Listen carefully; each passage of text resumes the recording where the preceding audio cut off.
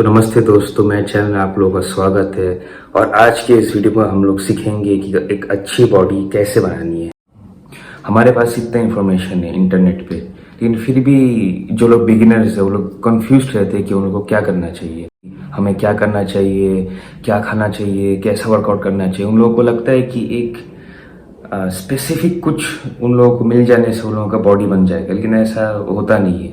इसका और एक रीज़न है कि जो लोग जो अपने फ़ायदे के लिए बिगिनर्स को, जिनके पास कुछ नॉलेज नहीं होता, उन लोगों को कुछ भी वो लोग सिखा देते हैं जस्ट अपने फॉलोअर्स या अपना सप्लीमेंट्स बेचने के लिए या अपना बिजनेस स्टार्ट को फ़ायदा करने के लिए।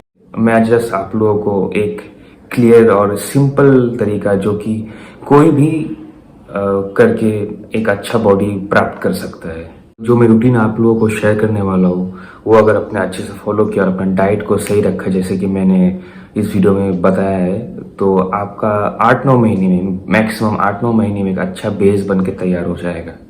बस आपको ये जो मैं बोल रहा हूँ आपको सीरियसली करना है और कुछ नहीं सुनना। बस जो मैं बोल रहा हूँ वो करना है।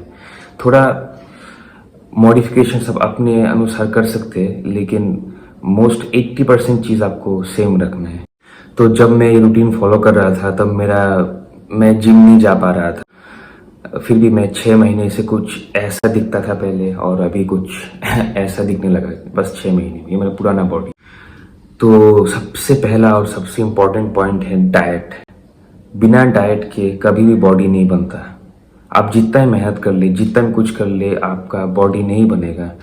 ज़्यादा से ज़्यादा क्या होगा, आप बीमार पड़ जाएंगे, आपका सेंट्रल नर्वस सिस्टम डैमेज हो जाएगा। 5-6 महीने के लिए आप रिकवर नहीं कर पाएंगे। अगर आपका गोल है बॉडी बिल्डिंग करना, तो आपको डाइट सही रखना पड़ेगा। अगर आपका फैट लॉस करना है तो फिर भी आपका थोड़ा बहुत चल सकता है, लेकिन अगर आपको मसल गेन करना है तो डाइट सबसे पहले सही रखना पड़ेगा। डाइट, रेस्ट, स्लीप, आपको रोज़ अराउंड 7 से 8 घंटे सोना पड़ेगा। एक बार भी नहीं, दिन में 2 बार करके नहीं, तो आपको 8 आवर्स ऑफ स्लीप चाहिए ही चाहिए। सो डाइट और रेस्ट सबसे इम्पोर्टेंट है। तो सबसे पहले डाइट में बात करते हैं प्रोटीन का, जो कि सबसे ज़्यादा इम्पोर्टेंट है। प्रोटीन में आप लोगों को सबसे ज़्यादा फोकस करना है। अब मान लीजिए आपका बॉडी वेट 60 kgs है, तो आपको उसका डबल यानी कि 120 ग्राम्स का प्रोटीन लेना पड़ेगा। 60 kgs यानी कि 120 ग्राम्स। तो आपका बॉडी वेट 70 है तो 140, 80 है तो 160, ऐसा करके कैलकुलेट कर लेना है। आपको पहले अपना बॉडी वेट मेजर करना है, उसके बाद इंटू 2 करना है ग्राम्स में। तो ये प्रोटीन इंटेक आपका रोज का होना चाहिए। एक दिन में मिस नहीं हो सकता। एक दिन मिस हो सकता है, लेकिन ज़्यादा नहीं, आपका प्रोग्रेस रुक जाएगा। और प्रोटीन का बात कर रहे हैं तो प्रोटीन याद रहे कि सिर्फ एनिमल सोर्सेज से लीजिए, जैसे कि दूध, अंडे और मांस यानी कि मीट।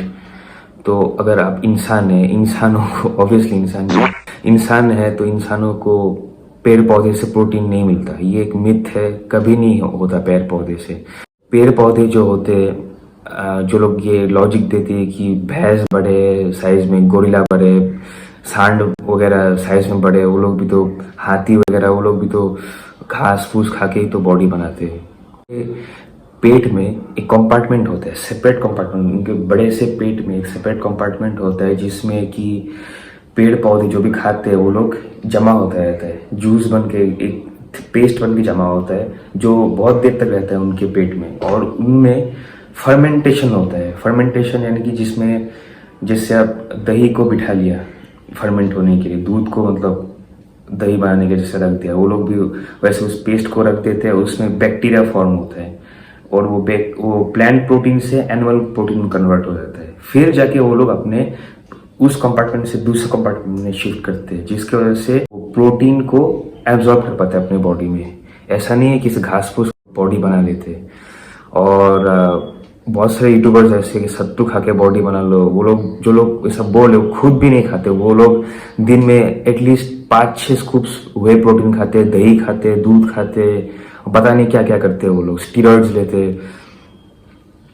अगर ऐसा ही बात होता ना, अगर कि मतलब बिना मतलब एनिमल सोर्स की बॉडी बन जाता था, तो हर कोई बॉडी बिल्डर बन के घूम रहा होता। अभी मैं भी क्यों खुद इतना खर्चा करता एनिमल प्रोटीन के पीछे। मैं भी दिन में 30 रुपए का सोयाबीन खा के अपना बॉडी बना लेता, तो सबसे खुश तो मैं ही होता, क्योंकि मेरा पैसा बच जाते ना। और अगर बात करें प्लांट प्रोटीन की जो मार्केट में आ रहे हैं, पी प्रोटीन, सोय प्रोटीन, उनका क्या है कि कंपनीज उसमें अलग से केमिकल्स डालते हैं उनका incomplete amino acid profile complete करने के लिए। आप अगर चेक करेंगे नेचुरली सोय में या फिर पी में इनका प्लांट प्रोफाइल, अगर I mean amino acid profile अगर आप लोग गूगल में चेक करेंगे तो कोई ना कोई प्रोटीन उसमें डिफिशिएंट होगा। किसी का भी कोई भी प्लांट प्रोटीन कंप्लीट नहीं होता, तो इधर उसको मिक्स करके कंप्लीट किया जाता है, नहीं तो उसको डाल के केमिकली प्रोसेस्ड प्रोटीन्स डाल के उसको कंप्लीट किया जाता है। सेकेंडली आपको फोकस कि जो एनर्जी देते हैं आपके बॉडी को, मसल्स को काम करने के लिए एनर्जी देते हैं, muscles, brain, everything, nervous system. तो आपको कैलोरीज में फोकस करना है, हेल्दी फैट्स और हेल्दी कार्बोहाइड्रेट्स आपको खाना है। और कैलोरीज को ट्रैक करना थोड़ा हार्ड होता है, क्योंकि हर एक इंसान का बॉडी वेट अलग होता है, उसमें बॉडी मास अलग होता है। तो आपको ऐसा कैलकुलेशन करना है कि आपका बॉडी फैट परसेंटेज जो है तो थोड़ा सा हाई रहे। आपको अगर बॉडी बनाना है थोड़ा सा हाई रहे आपका body fat percentage, around 15 to 20% मान लीजिए, अच्छा होता है बॉडी बिल्डिंग के लिए। मतलब आपका एब्स नहीं दिखना चाहिए। आपका अगर एब्स दिख रहा है इसका मतलब आपको और थोड़ा अपना कैलोरी इंटेक इंक्रीज कर देना चाहिए। और आपको दिन में अगर कॉन्स्टेंटली भूख लगता जा रहा है तो आपको इसका मतलब आपको और थोड़ा कैलोरीज खाना पड़ेगा।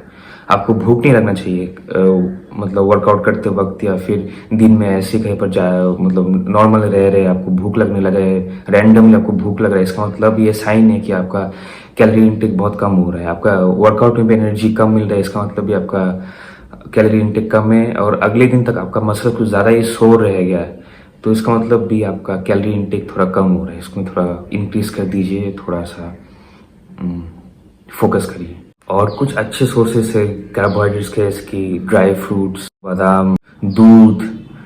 दूध प्रोटीन का सोर्स भी है, लेकिन अच्छा कार्बोहाइड्रेट्स मिल जाता है। दूध, घी, फिर चावल, रोटी, सत्तू, फिर आपको थोड़ा फाइबर रिच खाने भी खाने, जैसे कि ओट्स हो गया, चने हो गए, ये सब अच्छे सोर्सेस है कार्बोहाइड्रेट्स के। बात करते हैं एक्सरसाइज के बारे में। आपको एक्सरसाइज में क्या करना है, तो हफ्ते में आपको 3 बार एक्सरसाइज करना है।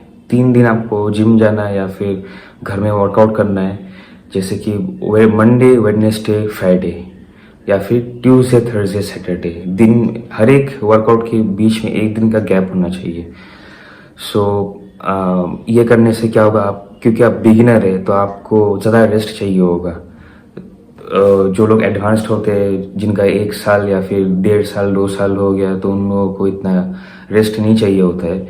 लेकिन जो लोग बिगिनर होते हैं, इसलिए आपने ये वीडियो को क्लिक किया है, जो लोग बिगिनर होते हैं उन लोगों को प्रॉपर रेस्ट चाहिए होता है। आप लोगों का बॉडी अभी भी अडाप्ट कर रहा है, नया नया एक्सरसाइज मिल रहा है इस बॉडी को, तो इनको मसल्स को, नर्वस सिस्टम को मतलब एडजस्ट करने में टाइम लगता है। सो आपको ये रूटीन फॉलो करना है, क्योंकि आप बिगिनर है। आपको अभी इस 8 से 9 महीने में आपको बस अपने स्ट्रेंथ को इंक्रीज करना है और कैसे एक्सरसाइज किए जाते हैं उनको समझना है। तो आपको ज़्यादा कुछ कॉम्प्लेक्स चीज़ें करने की ज़रूरत नहीं है। बेसिक चीज़ें जो कि मैं आपको इस वीडियो में दिखाने वाला हूँ वो आपको सीखना है। मैं आप लोगों का अभी अपना 3 डे पर वीक का रूटीन दिखाऊंगा। आपको बिल्कुल ऐसे ही करना है। थोड़ा एक्सरसाइज आपको सही नहीं लग रहा, मैं आपको ऑप्शंस दे दूंगा, लेकिन बेसिकली आपको ये करना है। तो पहले दिन का पहला एक्सरसाइज स्टार्ट होगा इंक्लाइन डंबल बेंच प्रेस से। इसके हम 3 सेट्स लगाएंगे 8 to 12 रेप्स तक, और इनके बीच में 2 मिनट का रेस्ट लेंगे। उसके बाद सेकंड होगा डंबल लैटरल रेजेस। इसमें 3 से 4 लगाएंगे सेट्स और 10 से 12 रिपीटेशंस और 2 मिनट का रेस्ट।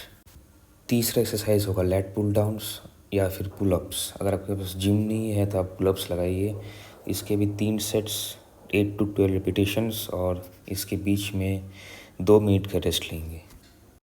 चौथा एक्सरसाइज है डंबल रोज। इसके हम 3 सेट्स 8 to 12 रिपीटेशंस और 2 मिनट रेस्ट लेंगे। फिर उसके बाद होगा डेडलिफ्ट्स। इसके हम 2 से 3 सेट्स करेंगे और 6 to 8 रिपीटेशंस में हम लोग करेंगे और 2 मिनट रेस्ट लेंगे। और आखिर में काफ रेजेस करेंगे किसी भी ऊंचे सरफेस में पैर रख के 3 सेट्स 8 to 10 रिपीटेशन से। मैं घर में कर रहा हूँ क्योंकि जिम में मैंने रिकॉर्ड नहीं किया। और जो मैंने आप लोगों को दिखाया ये सिर्फ मंडे के लिए, या फिर आप पहला दिन भी बोल सकते हैं, मंडे या फिर ट्यूसडे। अगर आप मंडे वेडनेसडे फ्राइडे कर रहे हैं तो ये मंडे के लिए होगा। अगर आप ट्यूसडे थर्सडे सैटरडे कर रहे हैं तो ये ट्यूसडे के लिए होगा। तो सेकंड एंड थर्ड वर्कआउट्स में अपने स्क्रीन पे दे दिया है, आप लोग वो चेक करके फॉलो कीजिए।